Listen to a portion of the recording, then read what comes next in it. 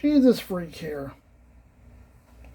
I've taken some flack because I've said that James Madison, the principal author of the Bill of Rights in the United States Constitution, has spoken about the Establishment Clause of the First Amendment in more or less the same way as Thomas Jefferson.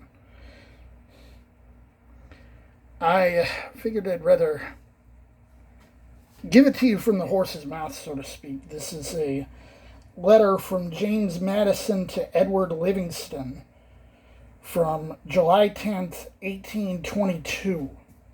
Of course, this is a lot later than the actual First Amendment, but this does state his opinion on the matter.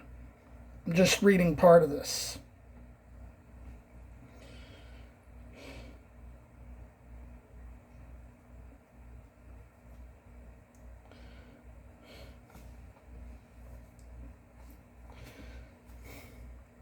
There has been another deviation from the strict principle in the executive proclamations of fasts and festivals, so far at least as they have spoken the language of injunction, or have lost sight of the equality of all religious sects in the eye of the Constitution. Whilst I was honored with the executive trust, I found it necessary on more than one occasion to follow the example of predecessors, but I was always careful to make the proclamations absolutely indiscriminate and merely recommendatory, or rather, mere designations of a day on which all who thought prayer might unite in consecrating it to religious purposes according to their own faith and forms. In this sense, I presume you reserve to the government a right to appoint particular days for religious worship throughout the state, without any penal sanction enforcing the worship. I know not what may be the way of thinking on this subject in Louisiana. I should suppose the Catholic portion of the people, at least, as a small and even unpopular sect in the U.S., would rally as they did in Virginia when religious liberty was a legislative topic to its broadest principle. Notwithstanding the general progress made within the 2 last centuries in favor of this branch of liberty, and the full establishment of it in some parts of our country, there remains in others a strong bias towards the old error that without some sort of alliance or coalition between government and religion, neither can be duly supported. Such indeed is the tendency to such a coalition, and such its corrupting influences on both the parties, that the danger cannot be too carefully guarded against. And in a government of opinion like ours, the only effectual guard must be found in the soundness and stability of the general opinion on the subject.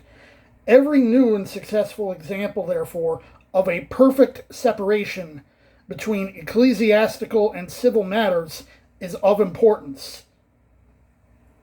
And I have no doubt that every new example will succeed as every past one has done in showing that religion and government will both exist in greater purity, the less they are mixed together. It was the belief of all sects at one time that the establishment of religion by law was right and necessary, that the true religion ought to be established in exclusion of every other, and that the only question to be decided was which was the true religion. The example of Holland proved that a toleration of sects dissenting from the established sect was safe and even useful. The example of the colonies, now states, which rejected religious establishments altogether, proved that all sects might be safely and advantageously put on a footing of equal and entire freedom, and a continuance of their example since the Declaration of Independence has shown that its success in colonies was not to be ascribed to their connection with the parent country. If a further confirmation of the truth could be wanted, it is to be found in the examples furnished by the states which have abolished their religious establishments.